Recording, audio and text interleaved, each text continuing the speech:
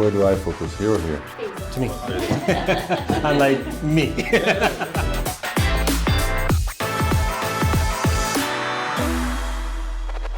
Well, what about a nice guy and a kick-ass entrepreneur? I'm here with David Wallach, owner-broker of Barclay Street Real Estate. David, thank you for joining us. Thank you for having me. Well, David, I'm excited to have you on the show. I really want you to explain exactly what you do in your business, 30 seconds or less. Let's hear your elevator pitch. Elevator pitch is we deal with your square feet.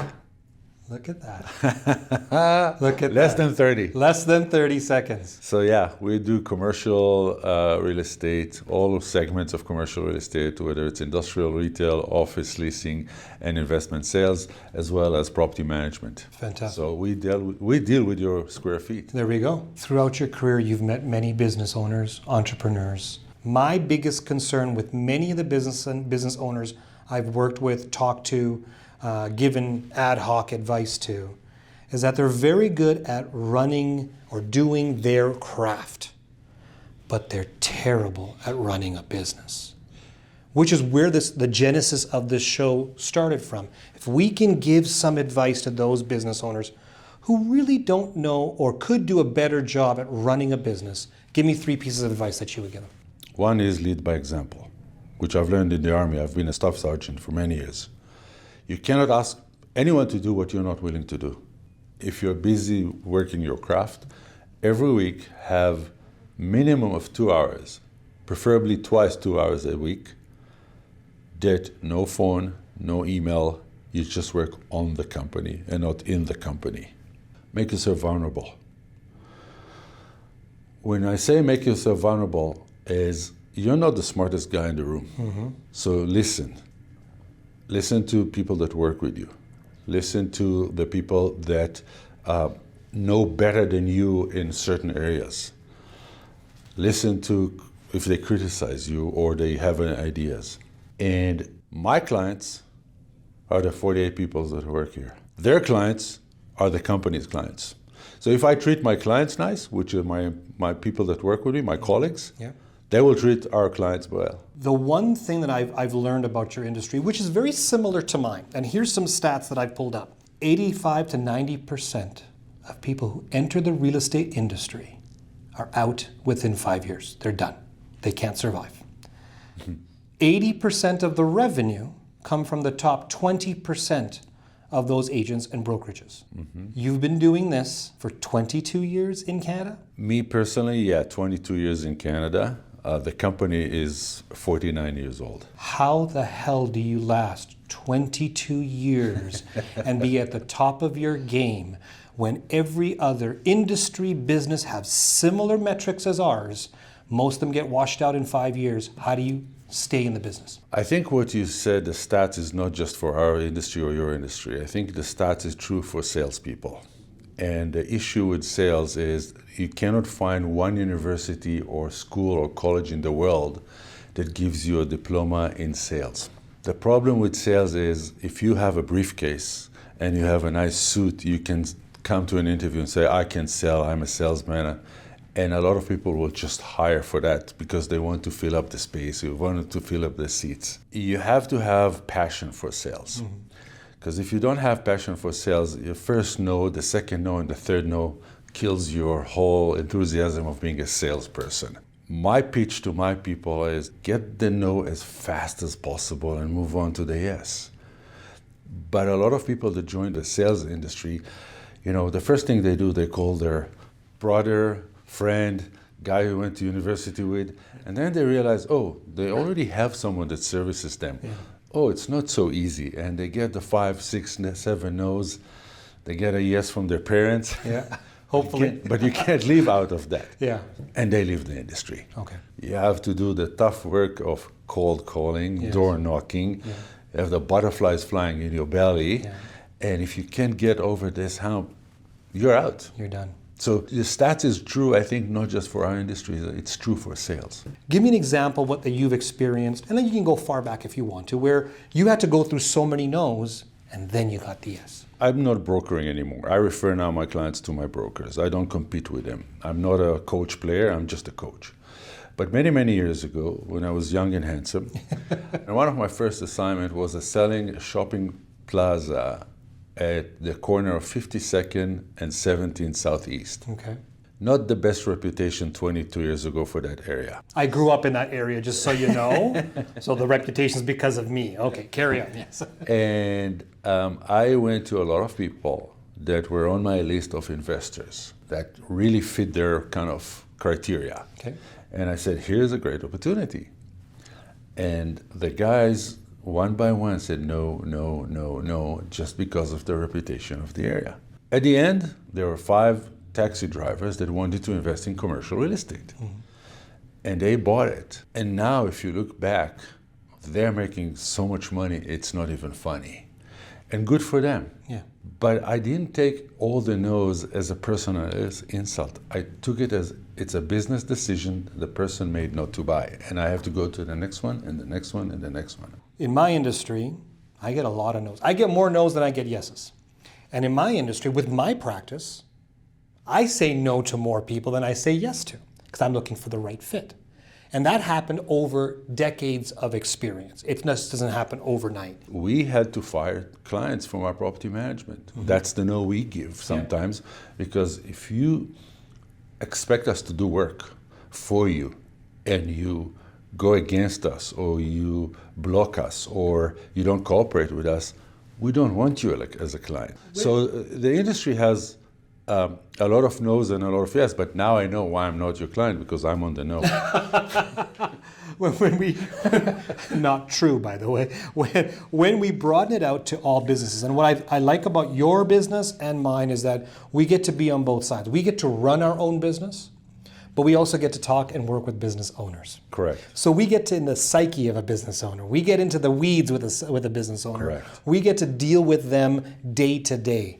In your part of the world, what are the biggest challenges today that you see with business owners and how they run their businesses?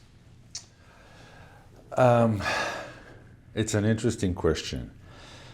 I don't see problems. It's not that I look at the cup half full all the time and I ignore what's going around us. Everybody's crying, interest rates are going up, we had pandemic, we had this, we had that. The black swans will always hit you. Yeah. You never know when, you never know what, and you cannot prepare because you don't know that first too. Yeah. The only thing you control is what you do. Yeah. So if you have a plan and you work your plan and you go meet business people want to talk with you. So if you are out there and you ignore the noise, you listen to it, you have to relate to it, but ignore it in terms of your action plan, and you go ahead with your action plan, and you go and meet people, guess what? People want to meet. It's what you do, it's not what you don't do that makes the difference. Absolutely. So you can sit at home and cry, or in the office and cry, interest rate is up, interest rate is down. But let's face it, you mentioned earlier, I'm 22 years in the industry. When I joined the industry, and I was doing investment sales, the rates we have today were the rates we dealt then. Yeah. What happened in 2008 is a world financial crash. So the Feds and Bank of Canada spoiled us for 12 or 14 years, but everyone knew that this is not sustainable. So you want to cry? Be my guest, okay. Cry, because it gives me opportunity to do more business. Beautiful. Look back. Okay. All right, we're going to throw back to many years. You're not so old. There we go. Let's take a look back to when you first started in this industry. Having the wisdom and the knowledge that you have today, what advice would you give young David?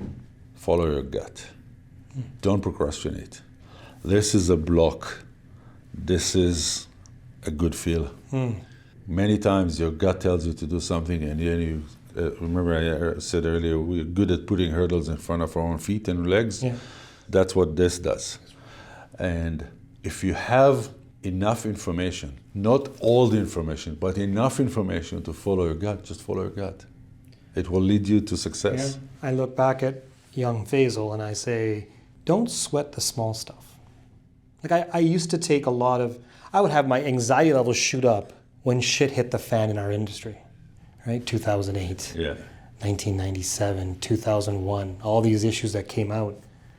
And I'm like, oh my God, and it's like, I'm freaking out. And looking back, if you take it from a calmer perspective and look at a wider scope, you can actually then plan for the future. It's furthermore, when you focus on the short or on the narrow, you focus only on the bad. Say that one more time. When you focus only on the narrow, the first thing that comes to mind is the issues, the bad, the challenges, the hurdles you have. My EA always asks me, why don't you get stressed? I said, how is it going to help me solve an issue? So what I used to do is once a week, I will take only good clips from the media, put it in an email, and send only good news to my employees. You know, I think that balance sheets are very positive for a lot of companies. Yeah. I think that unemployment is very low. Yeah. I think there's a lot of startups. Positive, positive, positive. If you focus on the narrow, you don't see the entire picture. And the entire picture, maybe it's not as half full as I look at it always, but that's what my personality is. But it's definitely not half empty. So it's the balance that you have to look as a business owner, because your peers, your colleagues, your employees, they look at you. They look at how do you present this? How do you talk about this? How do you champion the company's values and core values, right? That's what it's important. So there's a lot of positivity. There's a lot of positive news. And I don't know if your show goes beyond the borders of Alberta. Absolutely. But if you are positive and you want an opportunity, this is the place to be. This is the place. Alberta to be and Calgary are best places to be right now. Absolutely. I say to a few of my staff members this week, we were having some meetings, and with everything going on economically, the markets, everything, oh my God, the stress, the anxiety level goes up, right? And so, Faisal, is it half empty or is it half full? I get that question a lot. And I go, it all depends. It depends if you're putting into it, it's half full, you got to put a little bit more. If you're drinking out of it, it's half empty. Yeah. So it all depends on where you position yourself to determine if it's half empty or half full. And I think this is one piece that business owners have to remember, is that the way that you look at that glass, that cup that you have in front of you, it could be half empty or half full, depending upon are you putting it in or are you taking it. It's a third empty now. There we go. I don't think I know one industry in the world that goes only Straight line. Yeah. straight line up. Whether it's straight or like this or like this or like, everybody has this. But we're still, even the markets are still higher than they've ever been with all the corrections. Well, we brought in an expert to talk to our clients and our staff about one thing called anchoring. We anchor to the highest point in most recent history. Yeah. And anything off that point, it's terrible. Yeah. Until we get above that high point, that high watermark. And that happens in my industry, that happens in real estate, that happens in business. You ask, how's business? Year over year, we're doing great. Yeah. How have you been over the 5 years? Flat. Well then, hang on. What's the story? What's the narrative that you're positioning at this point? And I think individual business owners have to understand, do they have that bias of are they trying to anchor to a high watermark, or are they just looking at this like you do? Widen your scope, 15 years, we're much better off. You know, the biggest advantage we have as human being, short memory. It's true. Short memory is the biggest advantage. It's so true. Once the market goes back up, everybody forgot that they lost. They're making money again. That's right. They don't even remember the lower point. You said anchoring. Yeah. They never anchor to the lower point. Never. That's what kind of gets us rolling all the time, is the short memory. And that's something that we should be happy as business owners, right? Yeah. Thank you for watching the Karmali Exchange. Make sure you subscribe and hit the notification bell so you never miss an episode. You can also follow me on social media at Faisal Karmali, where we can continue the business conversation.